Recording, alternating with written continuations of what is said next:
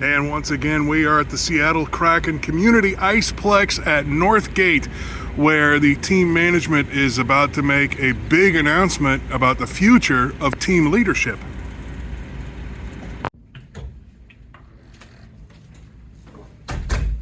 Hello, everyone. Hi. There's no food today. Yeah, we're gonna work on that, okay? If you want lunch, hold up your hand, all right? We'll work on it. So thank you for coming. We've obviously got Sam Holloway, Ron Francis, Todd Highwicky. They're going to say a few words and then we'll take a few questions. I was probably going to keep the number of questions from the group fairly light and then give you the opportunities to do one-on-ones depending on who you'd like to speak to more after. So if you have particular requests, please come and ask Lindsay or I and then we will facilitate those. But I think we're going to start with Sam. Great. Thank you all for being here today. I'm pleased to be able to celebrate the contract extension of our great general manager, Ron Francis. If you think about it, just 5 years ago, none of this was here. From this incredible training center and community center to Climate Pledge Arena, to our partners and all the great community work that's been done under the One Roof Foundation. Most importantly, our dedicated and growing fan base. It's tremendous. It just was our second season. We not only made it to the playoffs, we were serious contenders. And our Coachella Valley Firebirds are still in the running for the Calder Cup. And at the heart of all of these endeavors is Ron Francis. He's been here working diligently and tirelessly to build our hockey organization from the ground up with integrity and with a vision for the future. He's been the leader that's gotten us to where we are today, and he is the leader to take us to the next level. Our entire ownership group is thrilled to be on this journey with Ron. Having just moved here 1 year ago, I can say it's been tremendous to be here firsthand to witness his work and his impact, and I can't wait for the next chapter. You want me to go next, Rob? No. He actually doesn't want me to go next because he knows I'm going to say a number of things. Thank you, Sam. Also want to call out Dave Wright, our vice chair. But it's actually a great day for us, but specifically for me, because it's not been the easiest journey, but we had goals, we had ideas, we even had dreams. And for me to be sitting here today to sign this guy up, and hopefully this is where this man finishes his career, is an incredible thought, because this wasn't easy. But when we introduced Ron, we introduced somebody that had played the game for 23 years, second only to Wayne Gretzky in assists. And hockey's great because you get the same credit for an assist as you do a goal. 2 Stanley Cups, 3 Lady Bings, and that is a big deal. I once said 2 Lady Bings, and Ron later corrected me and said actually it was 3. But that's for sportsmanship and playing the game the right way. What an incredible honor to win that once, much less 3 times. But then he retired and moved to the front office and was everything from a development director to a coach to a general manager. And he built a great team. Our first hire in hockey was Alex Mandrecki, and she was kind of my partner as we did the search, and we did analytics on what happened there in Carolina, the roster he built, the team in Charlotte that went on and won the Calder Cup. This guy had an incredible resume, but he came into a challenging circumstance. Doing something like this from scratch isn't easy, much less doing it in the midst of a global pandemic. And there's not a day that goes by where I don't think about that circumstance in which we launched this team. And someday another book will be written, and we will tell the story of how challenging that really was to recruit people, to recruit players, to build that way he needed to build. But he set out to do it, and he had a plan. And Ron Francis has a plan. He had that plan from day one. And first was hiring great people, 3 assistant general managers, Jason Botterill, Alex, Ricky Olchek, fantastic. And that's a big statement of who he is that he surrounds himself with incredibly talented people. Ron was fundamental in building our facilities, locker rooms, Coachella Valley. You know, in fact, he got his family involved, and I remember a long weekend where he got drawings back and they weren't what he wanted. And he canceled family plans and he gathered around the living room table and rebuilt those, but built great facilities. Led the expansion draft. It was different than the first one.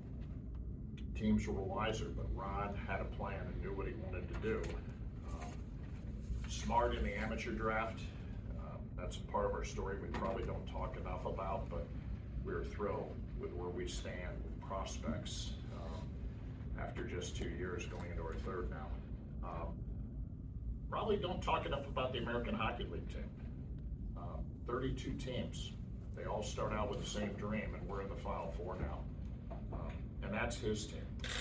Others certainly helped, but Ron had the vision. And, you know, we had some optimism about it. We also had concerns that we would say to a player, hey, we want to call you up to the big club, and he'd say, hey, I have a tea time tomorrow morning, can I come up on something instead? The players pulled that jersey on with great pride. But I think long-term, he's built a franchise here that looks like Ron Francis. It's competitive, it's balanced, it has grit, it has determination. So today we proudly announce this gentleman is with us at least through the 26, 27 year. And for me, it is a dream come true. No, I appreciate everything. You know, this is about so much more than me. I mean, the ownership group from day one has been fantastic. They've given us, as you see here, and at CPA, just incredible facilities for our players to work at and train at. You know, they've never said no on any request to try and do something that makes the players have the best opportunity to be successful. And you know, in doing so, you're creating an environment that players want to be playing in, and people want to come to Seattle and play for the Kraken based on, you know, what the ownership is doing and how they treat the players. So that's exciting, and very thankful for me from day one. They've kind of bought into what we're trying to do and haven't wavered in their support. So that's been great. You know, there's so many people that are a big part of this. It's not me. I mean, we've got tremendous hockey operations staff, and they work tirelessly. They're smart, they're dedicated, they do a great job, and I'm sitting here today because of how good, you know, and how hard they've worked. So thank you to all my staff and what they've done there. And it's not just the hockey side, it's the business side as well. I mean, they work tirelessly to sell tickets and suites and corporate packages and you know, get people in the building, and you know, that's what makes it special and exciting. Game 6 in the playoffs, I mean, that's as good as I've heard in my career in that building, in any building really. So it's been a real team effort, and you know, I'm sitting up here today, they're saying good things about me, but it's a much bigger picture than just me. So I appreciate you being here. I'm excited to be here for a few more years, and hopefully everybody's opinion doesn't change, but we're going to stick to the plan and continue building it the right way so we can be a great franchise for, you know, multiple years. So thank you. Thank you. If you'd like to raise your hand, I think we need microphones. Mike, why don't you start us off? Well, Ron, first off, congratulations here on this day. How have your goals and ambitions for this job grown since you first arrived? Yeah, I don't know if they've changed. I mean, you came here to try and build a championship team, and that's kind of where we are, right? We talked about the vision we had as a group and what we wanted to accomplish, not only in the NHL and be competitive as quickly as we could, but also in drafting and developing from the ground up so that when we get there, we can be, you know, sustainable over time. So, you know, that's still our goal. We want to be a successful organization. We want to win championships, and we're going to continue working until we accomplish that. Ron, you were brought in 2 years before a team existed here, with the whole lead up to building a team and all that. What surprised you maybe about the 4 years you've been on the job from that point to get to here and making the playoffs and bringing Jack Adams finalist as a coach and everything that you guys kind of put together? Probably the biggest surprise was COVID. I didn't see that one coming. How'd you miss that? Yeah. No, it was an interesting challenge in the sense that we hired, you know, I I would say 90% of our people via Zoom calls or phone calls. It was last summer was the first time I think we had all our amateur staff together. It wasn't everybody because we couldn't get the one gentleman out of Rush over here. So this year actually was the first time we've had our entire amateur staff together in a room. So, you know, it posed a lot of challenges, but as I said, the support from the ownership has been great. You know, everybody associated to this organization, you know, from our players and how hard they work every night to our coaching staff, scouts, you go through the whole thing, R&D team, everybody has contributed to where we are.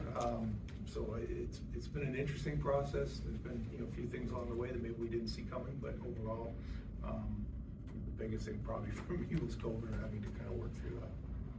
Ron, kind of following up on that point, being here so early before, I guess, even games are played, before you even know who's going to be on the team, you're trying to formulate this plan, create this blueprint. How would you assess where your team is now versus what you were hoping it would be when you were forming that blueprint? Yeah, well, I mean, I think as a GM, every year you want to make the playoffs because you understand once you get in the playoffs, you have a chance, right? And you're seeing that again this year. Like, you know, I don't think anybody gave Florida a chance when the playoffs started, but they're fighting for the Stanley Cup this week. So that's your goal each and every year. So obviously we didn't do it last year. That was a disappointment. We made it this year. Then once you get in, you get greedy and, you know, you want to win it all. So there's no guarantees from year to year, and there's no guarantees what next year is going to look like. You know, we got to start all over again day one, and we've got to build that team chemistry and camaraderie and how we're going to play and sort of compete. And, you know, hopefully things go well for us over the course of the season. We have another chance again next year. So, you know, that's kind of the day-to-day or year-to-year stuff. On the big picture, we feel really pleased with our scouting staff and what they've done, our player development staff and R&D team working with those two departments on drafting good young players and now trying to get them along in the process where we develop them and eventually get them to be wearing the Seattle Kraken jersey for the organization. Todd, you said that you have a team right now that kind of is reminiscent of how Ron was as a player. Is that what you envisioned for your team when this whole process started four or five years ago? Well, you know, I'll answer that by saying first, we have incredible ownership, and I'm so proud to work with Sam. But our owners were really supportive, so we ended up hiring earlier than other teams have. And thank goodness we did, because COVID did hit, and its ramifications were profound. I won't forget, I was with Victor DeBonis at the Four Seasons as Ron stepped off the elevator. And I was going to shake his hand as the first move. The second one was I was going to ask for his autograph.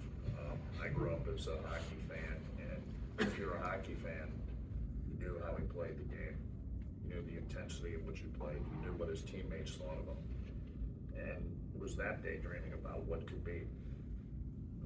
You know, it was a dream come true to get him. I'll never forget the day that he said, yes, I'm ready to do this. But today is another great day for our fans because not only did he come and build, he's going to stay here and continue to build this franchise. And if this franchise at the end of the day looks like Ron Francis, we've done something very special here. We'll disagree on one front. They skate much better than I did. I think if you know our ownership group and you know my father and you know all the people surrounding Ron, the way that he's built his team is really fitting. You're walking music. Okay. I'll do a quick one. You didn't re-sign any guys in advance or during the season. Is it kind of your philosophy or approach, and what is it now moving forward with the draft in mind and then July 1st? Yeah, so sometimes we go ahead and do that, sometimes we don't. Had discussions with some of the agents of some of the guys and just decided probably better off just to let them play and focus on playing, and we would cover that once the season's passed. So, you know, we're rolling up our sleeves and getting into that now, and you know, hopefully we'll have a much clearer picture by July 1st. Okay, we have these three for about another 30 minutes, so I know that. All right, we are with Kraken team president Todd Leiweke. You know, this is obviously a huge decision to make. You're talking about 4 years with Ron Francis at the helm. What does this decision tell you about the future of this franchise? Well, it was for us the obvious decision and an easy decision. Ron's in the middle of building something we think is special. He's followed his plan that he laid out that first day. He hasn't wavered. He's delivered. When you look at where we are from prospects that come through the amateur draft to what's happened to our American Hockey League team in the Coachella Valley, and then obviously what happened with the Kraken, the players are proud to pull on the jersey, and it is a great reflection of our general manager. Today's an affirmation that we signed the right guy back then, and he's the right guy today. So now, as an ex-Coachella Valley guy myself, I have to ask, because, you've talked about, hey, we need to call a player up, and that's the purpose of a team like that in the AHL. They're contending. What do they say to you when you say, hey, we need to bring this guy up to the show? Listen, they're so proud of the whole organization, and obviously every one of those players, their ultimate dream is to play in the NHL, but they feel like they're playing for a championship organization, and that's really what you want players to feel. They're not necessarily obligated by that, they're truly inspired by that, and so what's happened down there is remarkable. They played their first 2 months of the season on the road, got into the new building, and lit it up. And they've turned that valley into a hockey town. And, time will tell, but I think they have a real chance to go into the Calder Cup finals and potentially win it all. It'd be a heck of a deal. Yeah, and, to your point there, too, again, having been there, I can tell you that Valley needed another venue like that. Yeah. So you've done them a huge favor. Now, in terms of player development, I mean, obviously they're looking pretty good. What does that tell you about what we might see here in Seattle? It's terrific, and when you build a championship pedigree at the American Hockey League level, that spills into the roster here. So those players that get called up have been winning at a high level. They know what it takes to win. They know what that locker room needs to feel like. They bring to us culture. And so, it's a terrific thing. But that was part of the whole plan that Ron laid out that first day, and specifically wanting that part to be competitive. But, he talked about the pride of the players pulling on the sweater here, and I think our fans saw that pride this year. These players played their heart out for our fans, and we've only just begun. Now, you and Ron both talked about COVID throwing everybody for a loop, and you were saying some interesting things offline before we started. Talk a little bit, just briefly, about that experience, trying to build this team in that I circumstance. think so many people went through so many challenges during COVID, but we were a little bit unique in that we were starting a business from absolute scratch. And for some, it was an abstract idea. The idea of bringing hockey to Seattle, to do that in a COVID environment where all the fans were required to wear masks, where kids were not allowed to come to games, where players couldn't meet other players' families, really trying to keep the players isolated and safe. And, that was, I can't think of a harder circumstance in which to launch a team. But what doesn't eliminate you makes you stronger, and so I think that our team came back stronger this year, and from game one it felt like they were ready to take a huge step forward, and they did. We had a heck of a year. Okay, lastly, and I don't want to detract from Ron because it is absolutely his day, but I have to ask, now that Ron has helped to build this franchise into what it is and it's on a good path, what do we know about the NBA coming to that beautiful new arena you and your brother built? Yeah, well, the building is built for all sorts of things. We've had an incredible run of concerts this week, but the Storm were there last night, and it is a fantastic venue for everything. The NBA left because we couldn't figure out the Rubik's Cube of a venue.